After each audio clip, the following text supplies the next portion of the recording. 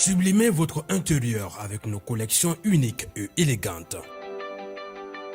Chez Ibi Home, nous transformons vos espaces en véritables havres de confort et de convivialité. Découvrez notre collection exceptionnelle de meubles pensés pour chaque moment de votre vie. Des tables à manger conviviales, idéales pour rassembler famille et amis, au salon haut de gamme alliant élégance et confort, sans oublier nos chambres à coucher de qualité avec matelas offerts pour un repos parfait. Explorez notre sélection de luminaires rares et uniques qui sublimeront vos espaces. Découvrez notre gamme de motos électriques, économiques, performantes et respectueuses de l'environnement, idéales pour vos trajets urbains en toute sérénité. Nos installations solaires vous garantissent l'indépendance énergétique tout en réduisant vos factures. Chez Ibi Home, profitez en ce moment de réductions allant jusqu'à 35% sur nos équipements solaires. Ce n'est pas tout, nous vous proposons également des options de paiement échelonnées pour encore plus de simplicité. Venez visiter notre showroom à l'ACI 2000, immeuble Ibi Group. Ibi Home, l'élégance, la mobilité et l'énergie au service de votre confort.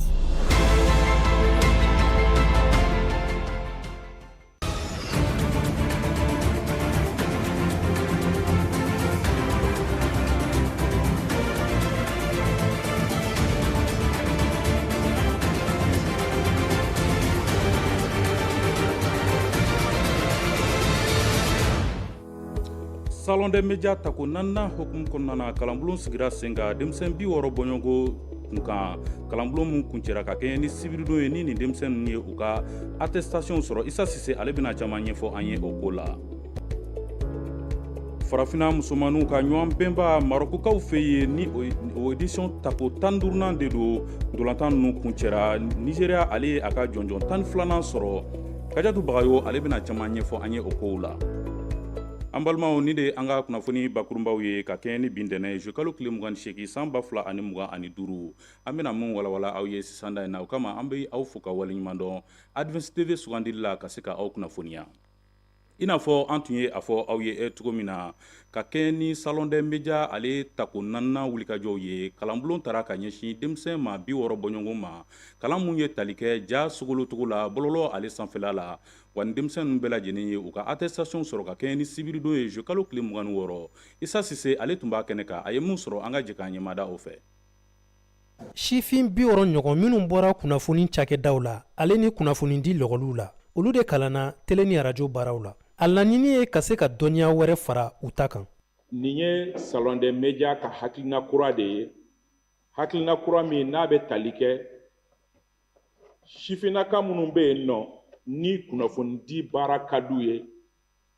nka Ala y'u garijɛgɛ kalan wɛrɛw la u ka diɲɛlatigɛ kɔnɔ nka kunnafoni di baara kɛra u ka baara kɛta ye nka u ma tɛmɛ ni école de journalisme ye o camanba b'an ka baara in kɔnɔ. Ka module kɛrɛnkɛrɛnnenw ta mɔgɔw mago bɛ se minnu ma n'a bɛ kɛ école de journalisme na. Kalan in kɔnɔla la degedenw ye dɛmɛbagaw sɔrɔ minnu ka dɛmɛ kɛra u ma bilasirali ye. Merci à vous tous. Merci beaucoup. An ye lamɛn an ye bonya wa a diyara an ye kosɛbɛ. C'est à vous sans pourtant m'avoir offensé. Vous m'avez écouté, vous m'avez suivi, vous m'avez dit tout. Vous m'avez écouté et sans pourtant vous dire merci encore, merci. C'est ainsi la vie. L'école du salon continue. Suleiman Bobo Tungara n'ale ye maison de la presse ɲɛmɔgɔ ka ciden ye ale ye nin ko in labɛnbagaw fo kosɛbɛ. Bi nisɔndiyalenba de don. N bɛ se k'a fɔ depuis n ye journalisme ya daminɛ 1995 presse privée la fo ka na se l'essor la. Qui est à partir de 2019 directeur des publications en français de l'agence malienne de presse et de publicité, Madelika ni une cérémonie participée. Donc awe baramike vraiment ni tile duri ngono awe barabake de jade kadala awe barabake. Dɔgɔkun kelen kɔnɔ kalandenw ye fɛn caman faamuya journalisme taabolo la u ka fɔ la o kɛra u ma dɛmɛba de ye. A kɛra hakilina ɲɛna kojugu parce que an caman bɛ yen nɔ jeune caman i bɛ taa sɔrɔ journalisme ka d'u ye mais moyen tɛ bɛɛ bolo k'a fɔ k'i bɛ taga école de journalisme sara k'a fɔ k'i bɛ a kalan kɛ donc an ka dɛmɛbaga sɔrɔ min bɛ jeunes dɛmɛ k'u ka passion réaliser k'a sɔrɔ u ma wari bɔ ka journalisme kalan kɛ vraiment ne hakilila o ye hakilina ɲumanba de ye. nin baarabolo in kɛra wagati kɔnɔ wagati min na salon des médias ale taku naaninan bɛ k'i sɛnsɛn ka daminɛ juillet kalo tile 31 fɔɔ ka taa bila août kalo tile 3 la palais de la culture kɔnɔ.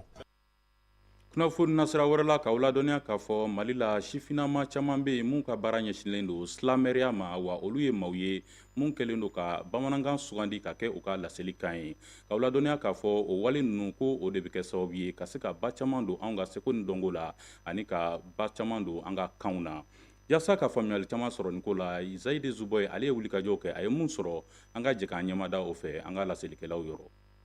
Ala ka fɔtaw kɛ sababa ye kuma donsow ka kalifa minɛ ye. Su de bɛ ka seli su kan, su de bɛ ka su waju depuis i y'a dɔn ko dunuya banna. Nunu ma nansarakan sugandi yalima anglɛkan u ye u ka denmisɛnniya kan ani sigida yɛrɛ fɔlisen u ye o de ta ka fara u yɛrɛ bɛnmakɛw olu ka kan ka ni o ye bamanankan ye. Nin ye maaw ye mun bɛ ye bɛɛda kɔnɔnaw la ani réseaux sociaux sanfɛla la nunu bɛ wele de ko jeune génération des slameurs. Mɔgɔ caman b'a fɔ ɲɛna ko n ka slam kɛli bamanankan na k'o de bɛ don fɛ ka tɛmɛ n'i y'a kɛ français kan donc du coup komi fana bɛ facilité sɔrɔ ale la donc n ye ɲɛsin ale ma. Bamanankan fɛnɛ i b'a fɔ an ka kan tɔw bɛɛ lajɛlen o ye kan ye kan minnu nafa ka bon kumakisɛ sɛbɛmanw b'a kɔnɔna na donc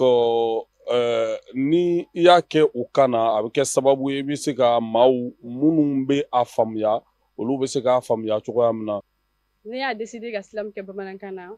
pour que public la a kɛra jama ye o a ma kɛ jama ye o u k'u exprimer bien bamanankan na. Slam k'ale da an fakan na ni o ye bamanankan ye ko ale de bɛ kɛ sababu ye jama caman ka se ka faamuyali sɔrɔ u ka wulikajɔw la wa k'a bɛ dɛmɛ caman ɲɛsin anw ka seko ni dɔnko yakubayali ko bɛɛ lajɛlen na. Ni y'an ka contexte malien ta k'a filɛ an b'a ye k'a fɔ la plupart a caman bɛ minnu ma kalan et puis n'a ta k'a filɛ bamanankan ye kan dɔ y'an fɛ yan bɛɛ bɛ se ka min mɛn a kɛra langue de communication ye. Hali ni minnu kɛra maraka ye ou bien bɔbɔ i b'a sɔrɔ u bɛ se bamanankan fɛnɛ la ka fara u ka langue fɛnɛ kan donc ça représente beaucoup pour moi. Basa a bɛ mɔgɔw don bamanankan yɛrɛ bɛ mɔgɔw don en général. Sira in ka jan kosɛbɛ ka sababu kɛ kɛnɛ caman tɛ sigi ani u tɛ dɛmɛ caman sɔrɔ ka sababu kɛ ko ni maa ninnu u tɛ u ka silamu kɛ nansarakan na. Gɛlɛya min bɛ yen sisan c'est que silamu kɛla baara de ye il faut que mɔgɔw ko o faamuya. Ni ne yɛrɛ tɛ ani silamɛyɛrɛ damadɔni bɛ yen o tɛ sɔn ka tɔw considérer o b'aw bila aw bɛ lever de rideau de kɛ aw fɔlɔ de bɛ prester ou bien a ka tɛmɛ wagati la o b'a sɔrɔ jama tɛ yen walima o b'aw bila en tout cas a bɛ tiriki tɔrɔkɔ la i b'a fɔ ko aw tɛ artiste ye. Slam ale y'i k'a dɔn k'a fɔ wulikajɔ ye mun bɛ kɛ sababu ye ka ɲɛfɔliw kɛ ale ni ka danadaliw kɛ fɔ ka se dɔnkilidaw ma nin wale in ale sigira sen kan Chicagokaw fɛ yen sani a ka cari diɲɛ bɛɛ lajɛlen kɔnɔ. Bimaw miirinata jamatigiya ni tɔgɔ fara ɲɔgɔnkan ni ɲɔgɔn kɔniya kelennataama ni bisiki kulu mana bɛlɛ y'a sidiya kabakuru bi cɛ siri. O ye tiɲɛ ye. Nin de bɛ taa ni an ye farikolo ɲɛnajɛ kunkanko kibaruyaw la farafina musomanninw ka ɲɔgɔn bɛnba marokokaw fɛ yen ale ndolantan kɔni ko a sera a dan na ka sababu kɛ final o kɔni tɛmɛna Maroko ale ni Nigéria jamana ni ɲɔgɔn cɛ wa ko Nigéria ale de wulila k'i jɔ ni jɔnjɔn ye ka sababu kɛ olu ye sebaya sɔrɔ 3-2 ko nin de bɛ kɛ sababu ye Nigéria ale yɛrɛ b'a ka titre 12nan ta farafina gun ka nin waati na Kajatu Bagayogo ale tun bɛ marokokaw fɛ yen Advance TV tɔgɔ la a ye mun sɔrɔ an ka jɛ k'a ɲɛmada o fɛ. Farafina walew ka kɛnɛ an balakaw ta fanfɛla la sa san 2022 ta tɛmɛnen kɔ ni Afrique du Sud ye jɔnjɔn ta ka bɔ Maroc kɔrɔ a yɛrɛ bara sa san 2024 ta hukumu kɔnɔ sa a ɲɔgɔnsɔrɔ laban kun bolodalen don o yɛrɛ kun kɛlen don ka Maroc ko kura ale ni Nigéria ko da ɲɔgɔn na nin sen ɲɔgɔnsɔrɔ bɛ daminɛ an b'a ye k'a fɔ ko supporters bɔra kosɛbɛ ka na dɛmɛ don Maroc ma cogo min na u bɛ se ka wuli k'u jɔ ni jɔnjɔn ye n'o yɛrɛ kɛra jɔnjɔn kura ye mun yirala maaw la yani tolon kɔfɛlen ka daminɛ o la ɲɔgɔnsɔrɔ bɛ daminɛ supporters ninnu kɔni ka wulikajɔ bɛ bonya u bɛ mankan ba ci cogo min na u bɛ se k'u ka tɔn dɛmɛ o bɛ ɲɛ u bolo ka d'a kan Maroc bɛna taa celu fɔlɔ sɔrɔ ka don sanga 13nan kuma u ka jalatigi fɛ n'o ye Gislaine Chebaki ɲɔgɔnsɔrɔ kelen ani kanango u bɛ kɛ balina koba ye Nigéria kaw fanfɛ nka u tɛna se ka koba kɛ an b'a ye k'a fɔ ko baaraw tɛmɛnen kɔ halisa Maroc de bɛ dɔ fara a ka wulikajɔ kan u bɛna taa celu filanan sɔrɔ ka don sanga 23nan kuma u bɛ kɛ Sanam Sud fɛ o celu filanan kɔni talen Nigéria fɛ sa a bɛ kɛ sababu ye ka jigilatigɛ ba lase o tɔn ma ni yɛrɛ bɛ k'a siɲɛ fɔlɔ nin wariw ka kɛnɛ kofɔlen in kɔnɔna na sa Nigéria kɔni ka celu ta fɔ celu fila ka da ɲɔgɔn kan dolantan kelen kɔnɔna na o la an bɛ taa fila in ji bɔ o bɛna ɲɛ ka d'a kan u ka degeli karamɔgɔ a bɛna yɛlɛmaliw fila kɛ o yɛlɛmaliw bɛna ɲɛ kosɛbɛ ka da kan Nigeria bɛna celu kelen sɔrɔ ka dun fɔlɔ o bɛ don ngɔyen fɛ n'a bɛ lajɛ VAR yɛrɛ kɔfɛ o bɛ kɛ sanga 63 kuma o koron ko Idioma fɛ dolantan kelen 2 ni 1 sa Nigeria de bɛ wuli ka jɔ kɛ ka ɲɛda kura yira o bɛna ɲɛ o la ka da kan u bɛ gɛlɛyaba la taga se Maroc ma fo kana ta kɛ sababu ye ka celu 2nan sɔrɔ ka dun n'o yɛrɛ bɛ kɛ folasiya de Ijimila su fɛ dolantan kelen 2 ni bɛ 2 ni 2 dolantan jɛkulu 2 bɛ wuli ka jɔ kɛ cogo min na u bɛ se ka celu kelen sɔrɔ ka dun n'o bɛ kɛ sababu ye k'u kɛ ka sebagaya sɔrɔ o bɛna ɲɛ Nigeria bolo ka da kan sanga 88 kuma sa Nigeria de kɔni bɛna taa celu 3nan sɔrɔ ka dun o yɛrɛ bɛ kɛ sababu ye ka dɛmɛbagatɔ mɔgɔw suma kosɛbɛ stade olympique de Rabat kɔnɔna na dolantan kelen 3 ni 2 sa Nigeria bi sen da dolan kan ka sɛlɛkunmɛlɛku ni ɲɔgɔn cɛ fo ka taga ɲɔgɔn sɔrɔ kuncɛ a bɛ ban n'o jaabi 2 ani 3 ka taa Nigeria kɔnɔna n'o bɛ kɛ sababu ye k'ale yɛrɛ kɛ ka wuli k'i jɔ ni jɔnjɔn ye donboloko ta fanfɛla la sa maa min kɛra ɲɔgɔn tɛ ɲɔgɔn mɛda ni tolo in kɔnɔ n'o ye meilleur joueuse o kɛra Rachida Bisayo Ajiba de ye n'ale yɛrɛ Nigeria jalatigi meilleur buteuse n'o ye celu donna ŋana ye sa o kɛra Gislaine Chebake n'ale yɛrɛ Maroc jalatigi ni celu 5 bɔɲɔnko ye maa min kɛra ɲɔgɔn tɛ ɲɔgɔn mada ye celu kɔlɔsibaw ta fanfɛla la n'o ye meilleur gardien ye o kɛra Shimaka Cynthia Ndazozi ye n'o ye Nigeria celu kɔlɔsibaga ye jɔnjɔnko ta fanfɛla la sa médaille de bronze Ghana wulila k'i jɔ n'o ye médaille d'argent Maroc b'o ta a san 2nan ka da ɲɔgɔn kan san 2022 ta tɛmɛnen kɔ médaille d'or Nigeria bɛ wuli k'i jɔ n'o ye fo ka taga se jɔnjɔn ma ayiwa ala ka kan wɛrɛ yira ne ni aw la ni ne bɛ taa ni an ye jamana kɔkanko kibaruya kɛnɛ ka anw ka ɲininikɛlaw ye mun sɔrɔ o ko la an ka jɛ k'an ɲɛmada aw fɛ Abidjan kiritigɛso ɲɛma ka fɔ la activiste Alino Faso fure yera kasobon kɔnɔ Abidjan école de la gendarmerie la alamisa don juillet kalo tile 24 Alino Faso min kun nɔ minɛla Côte d'Ivoire marabagajɛkulu fɛ ko ale ka nin saya ye yɛrɛfaga ye a yirala k'a fɔ ko sɛgɛsɛgɛli bɛna bila sen kan walasa k'a dɔn nin ko in kɛra cogo min na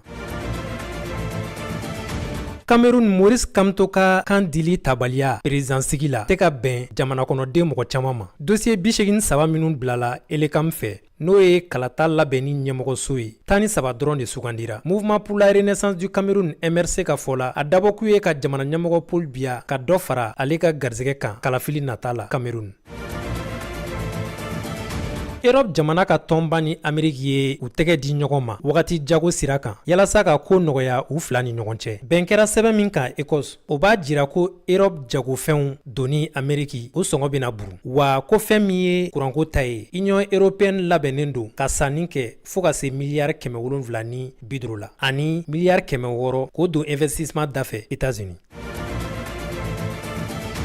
Gazakaw fɛ yen sumandi pankuru la o daminɛla tuguni o kama suman tɔni 20 bɔɲɔngo o sera ka Gazakaw lasɔrɔ ka taali kɛ Gaza kɛlɛ la duniya keleya tɔnba ONU ka fara baɲumankɛ tɔnw kan olu kɛlen do k'u ka ami yɔrɔ yira ka taali kɛ baloko gɛlɛya min bɛna mɔgɔ 2 miliyɔn bɔɲɔngo sɔrɔ Gaza an balimaw nin de bɛ dansigi an ka bi kunnafoniyaw la an bi aw fo ka waleɲuman dɔ a lajɛliko ɲuman na ka dugawu kɛ ko ala ka Mali lata ɲɛ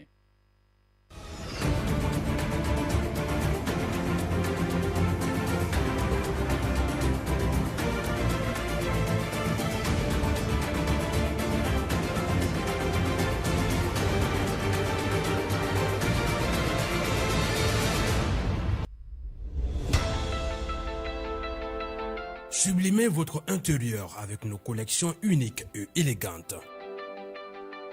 Chez Ibi Home, nous transformons vos espaces en véritable havre de confort et de convivialité. Découvrez notre collection exceptionnelle de meubles pensés pour chaque moment de votre vie. Des tables à manger conviviales, idéales pour rassembler famille et amis au salon haut de gamme, alliant élégance et confort, sans oublier nos chambres à coucher de qualité avec matelas offerts pour un repos parfait.